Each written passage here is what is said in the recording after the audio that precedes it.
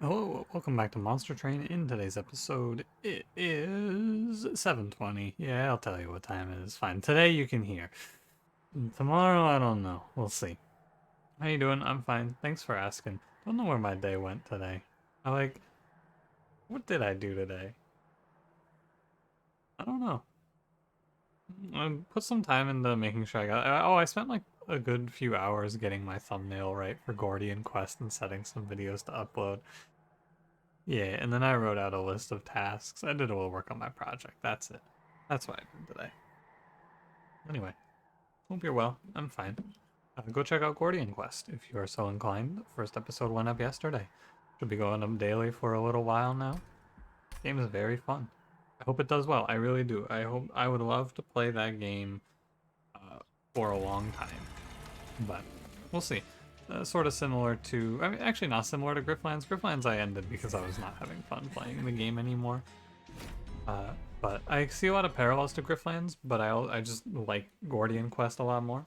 So I'm hopeful that you guys like it as well. If the videos do well, I'll probably keep going. I'll do at least one campaign, and beyond that, we'll see. Anything else today? Not really. Let's ask a question. Let's get going. How's that sound? So I'm graduating in like 7 weeks, 8 weeks, something like that. 2 months from now, I'm graduating from college. All things going well. And I've been doing a lot of applying for jobs, and a lot of these jobs I'm applying for, they ask if you're willing to relocate. And the question, it's a pretty easy question for me. The answer is usually yeah. The question that I want to ask you is, within reason, is there anywhere that you would not want to relocate to? Because I feel pretty fluid about where I am. Now, what do I mean by within reason? I mean, like, I'm a software engineer, right? I'm writing code. I'm probably not going to relocate to, like, I don't know, the middle of the Amazon rainforest, for example. And I know, like, oh, that's a stupid answer to this question. Yeah, but, like, you know, my ability to interact with people and have normal conversations is ruined by having arguments with people in Twitch chat over semantics.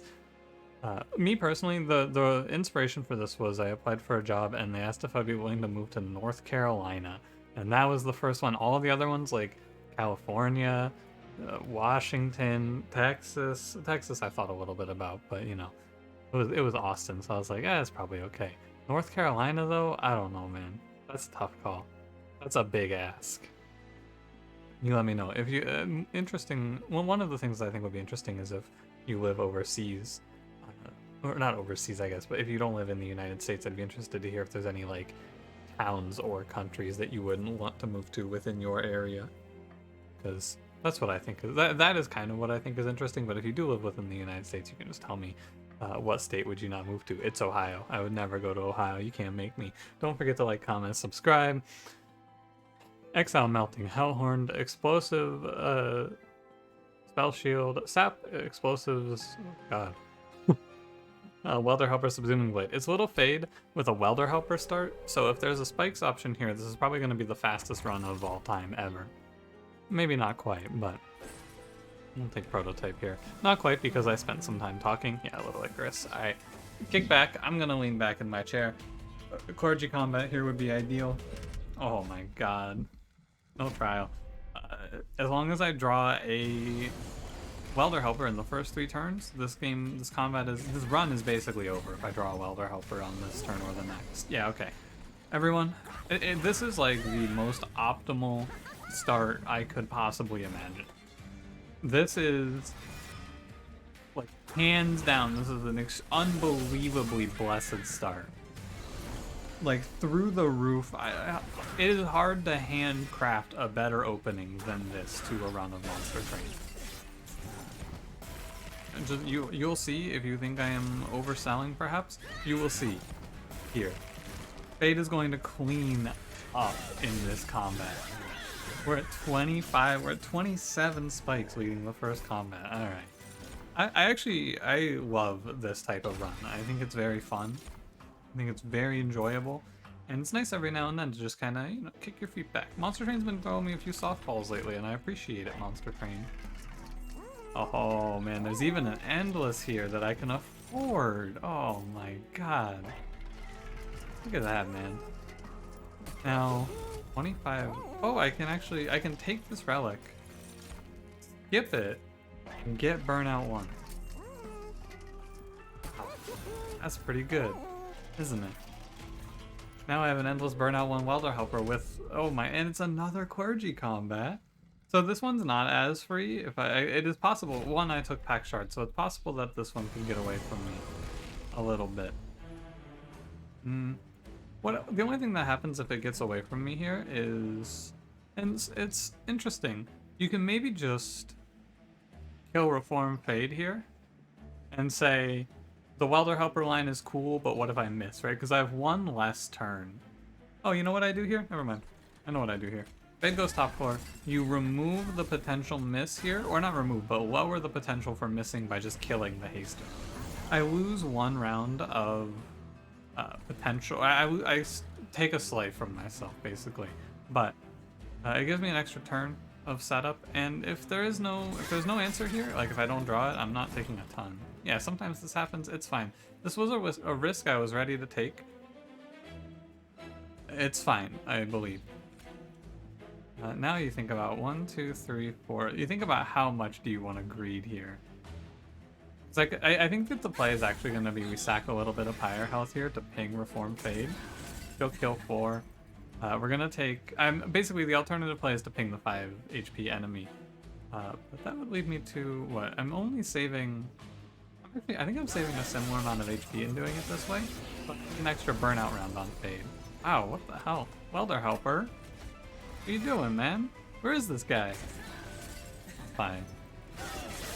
The thing is, right, even in these low roll situations, it's still fine.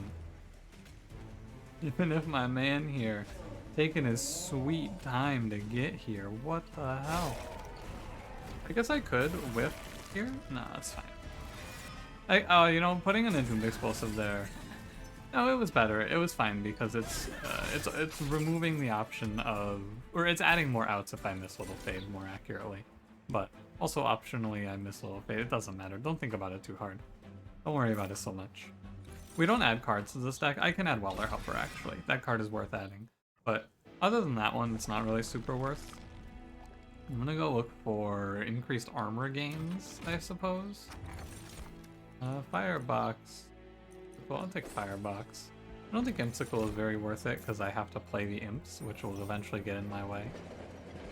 Times 5 on an endless burnout 1 Welder Helper in this economy. I mean, we took a little bit of a low roll in the last combat, but the rest of this run is an absurd high roll, like an out of this universe high roll. Here's a fun pop quiz for you. Think to yourself, ask yourself this question. I'm gonna tell you a relic that I think would be very good here. You take a moment, think about it. What do you think it is? What relic do you think I'm gonna tell you is very good here? If you can guess this, it's either because you've watched the series for a long time and you remember the episode where I did this, or you're an Omega gamer. Your brain is expanded too large. You ready for the reveal? What relic do I want here? I want Sketches. Yeah. I know, Sketches, what the hell? Sketches lets you pull 4 Welder Helpers on turn 1. They die, and then you have them. It actually removes so much of the uncertainty from this run. You start your combats with 4 Welder Helpers now. It does have a bit of a problem of the Divinity becomes maybe gonna kill you, but I think it's fixable. I'd have to look back. I wonder how I fixed that in the past, actually. But, you know, we'll see. It's not that important, right? Realistically, I can also just play... I could just play whatever, really. This is pretty open-ended. I can remove all my cards and be fine. I think that when I was streaming monstertrain, this run layout was my fastest run speed. This might actually be my fastest run. I think my fastest run got dethroned, though, by some sort of... I think it was like...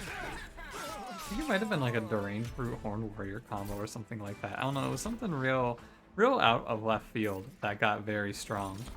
Whoa, my god, look at this clan pack. Big Sludge Apex Imp? And Steelworker if you want them. I mean, god, Apex Imp is just... I have 6 Endless Welder Helpers and there's an Apex Imp there. Wowee. That's pretty good. I don't need the duplicates as heavily, but I do need the removals. And I don't need spells. Yeah, we just go removal here. The duplicates I think are fine. The only card that I want to play out of this deck is Welder Helper. So we can remove everything else and we can duplicate more Welder Helpers. Maybe the hardest part of this run is reaching 100 pack shards. Perhaps? I think I just like I take money. You like to take your pack shards and keep them low in the lead up to this point because you want Fade to be able to kill everything. But now she's snowballed, she's at 75. 75 and 15, I don't need the money, basically. I could take that, but I think it'll lead to one of these guys living, so. And this is a position where you do play bottom floor because we have the option to, and it's Party Boys. Very cool, very nice. It even has a subsuming blade here. Look at that. Fade should kill everything. She should, because her attack will kill the defenders. Hope you like this sound effect, by the way. Them with a little gah gah. What would you describe this sound as? What is? If I said to you, can you tell me what Welder Helper sounds like? What does Welder Helper sound like? He sounds like a growl, kind of? But this is, by the way, the 3 perfect combats for this little Fade. Clergy combat, Party Boys. It does not get better. That is the optimal 3. That's the dream. I think Welder Helper is doing he's doing like a growl. You know, Transcendent, he does like a little tia. You know. You know the tias. Multi-strike. Wow, you could really play Apex and multi-strike here if you wanted it. Torch has a use. Primitive Mold has a nice recovery angle to it. I'm at 50. What I'll probably do here is I'll just take a 25 infusion at each temple. For my pack shards, we'll go Welder Helper into Welder Helper. Yeah, I'm really... What is that sound? I think it is a growl. Or like a grunt, maybe? I'm gonna cut the Entombed Explosives, I guess. I don't know. The way you make this deck stronger is by removing any possibility of low rolling. Normally, I would... Wait, I would not do this so early. I would bank my money, but there is nothing else I would ever want here. All I have to do is get to a point where I'm playing 4 Welder Helpers per turn. Oh no, Crystal Cloak. Get out of here. This Trial Take was a little arrogant, maybe. But I doubt it. May as well stack Subsuming Blade. You just want to get to this turn. Oh no. Oh, that's fine.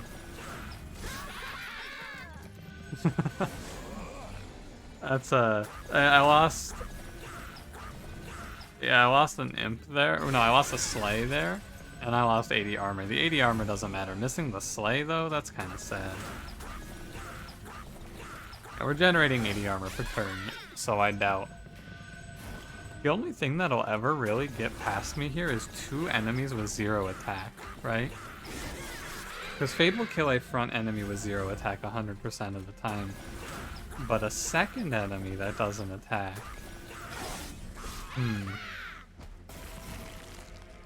Or I guess if the enemy has enough health, right? Like there, the healer got saved and had to die to an imp because Fade didn't have it.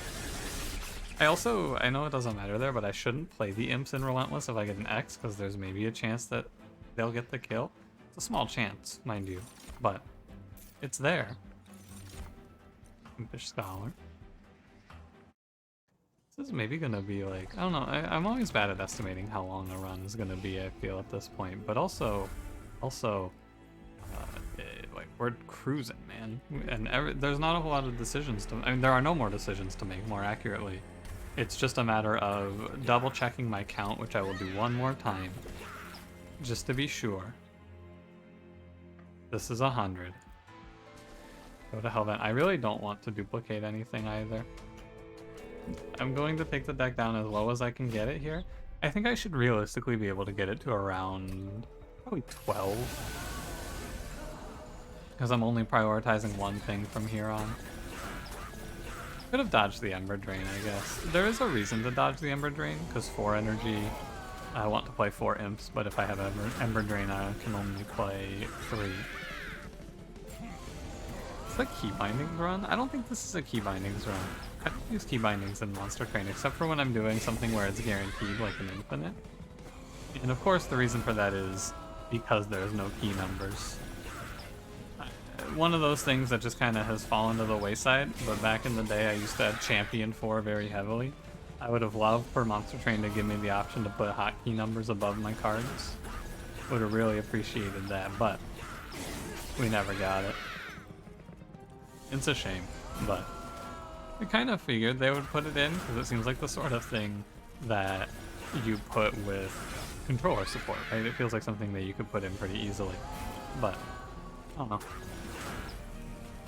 I guess if I really wanted it, I could always mod it in, right? But I don't think I'm planning on doing that. I don't feel like I have the time, to be honest with you. I am thinking though, I've been playing a little Darkest Dungeon 2 lately, and I was talking about it on stream. By the way, I'm just gonna take an turn here, from here out. But I was talking about it on stream. If Darkest Dungeon 2 gets good modding support, I might try to make like a Dusk unofficial balance patch, but for that game. Hellhorned's Tome is hubris. There is no reason to take this card, and all it does is dilute the pool. It's going to be very hard to play. I'm going to have to make weird exceptions that I don't want to make. I could have taken Fell's Remorse for it, I suppose, but it's just not worth it. What if there's no no removals lined up with the magic shop? There isn't. I could have looked, but Votive Key removes any uncertainty whatsoever. Because now, if Little Fade dies, Little Fade does not die. I can get rid of all the primitive molds, take this money. Enemies are dazed when they enter the floor below the pyre room. It seems good. That seems really good here. I like that a lot. But no, for Darkest Dungeon 2, I've had a lot of ideas about things that I would like to see changed in that game. And yeah, I've talked about it because I played it on stream the other day. That game, Darkest Dungeon 2. That's what I would maybe take a shot at modding for. That's a game that I would try my hand at it for, because, you know, I feel like it's so close to being so good. It's kind of surprising because usually, this is an analytics discussion for you, usually a game that does well on Twitch does well on YouTube, and a game that does not do well on Twitch also does not do well on YouTube, or will do well on YouTube. An example of this, they're kind of independent, but usually, well, I guess, how do I put this in a more simple term? If a game does well on Twitch, it usually does well on YouTube, but games that do well on YouTube don't always do well on Twitch. That is what I want to say. For example, Monster Train is a game that has maybe at a given time 100 viewers, but usually much lower. Usually like in the single or double digits. Darkest Dungeon 2, for me anyway, is surprisingly the opposite. That game does very well on Twitch because I think there's an audience for it, but not a lot of people want to play it. But it doesn't do very well on YouTube, in my experience anyway. The series didn't get, it did fine, I guess, right? It's a non-Monster Train series on my channel, and those tend to not do well in general. I said I was gonna play this. So, you know, it got like half of the views of a Monster Train at the time, which is fine, I suppose. Maybe I'm over exaggerating. It did fine. So you may be thinking, oh, does this mean I'm gonna play Darkest Dungeon on YouTube? Absolutely not. The game makes me mad. I'm seething when I play it. Not really seething, that's a little harsh, but you know, I just don't have the fun I would like to have with it. I've realized that lately I've been talking about this on stream a lot because I played it recently. The thing that I really find to be tiring about that game is it doesn't have a fast mode. Darkest Dungeon 2 right now feels like playing Monster Train on 2x speed to me. That is my problem with that game. Everything else, like the RNG mechanics that I don't really enjoy, things like that, those are all secondary to... I want to play... I'm gonna do this trick this time.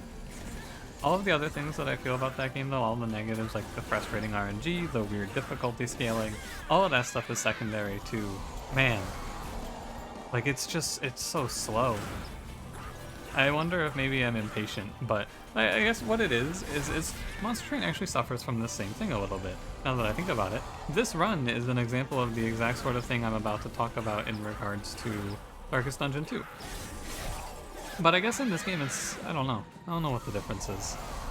But in Darkest Dungeon 2, I timed this out, right? A round of combat in Darkest Dungeon 2 is about, I don't know, for me it was about a minute to a minute and a half of time. However, I probably made about 10 seconds of decision making there, if that, in those rounds, because the round that I was doing, it was me playing like, it was a setup turn. It was the first round of combat I was timing, so it was like, I'm playing buffs on myself and debuffs on the enemy, right?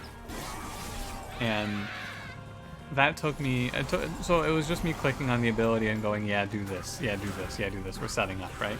Which is fine. Of course you're gonna have rounds like that, no problem about that. But, pardon me, it took like 60 seconds, and what that means is, after I make all my decisions, I just sit there for like 50 seconds watching animations, watching the enemies' animations play out, watching my animations play out, and like it really just, it drags me down quite a bit. And I hope that they add a fast mode to that game. Really, I really hope they do, because man, that shit drags me down. I have hope for Darkest Dungeon 2. What I need to do is I need to send Dusk a message and say, hey, by the way, you were right. Because Dusk said that when I started playing Darkest Dungeon 2. He said, man, I feel like this is going to get real annoying in 50 hours when you're watching these play out. And I was like, I don't know, is it? The animations are very pretty. Dusk was correct. It did wear a little thin, didn't it? Anyway. Yeah, that's my feeling about Darkest Dungeon 2, though. It's a good game. I have high hopes for it. But I also think it's interesting because people talk about it and they're like, oh, this game is very difficult, and Darkest Dungeon is a very difficult game. And I thought, you remember, you've been watching for long enough now, I've been on this for a little bit. When Darkest Dungeon 2 came out, I was talking about this a lot more.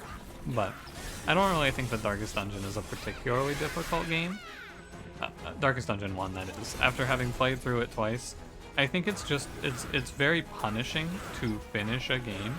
I think the perfect example of this, the best thing that I could say about this is I said, yeah, imagine you lose like 8 characters in Darkest Dungeon, right? In the final area.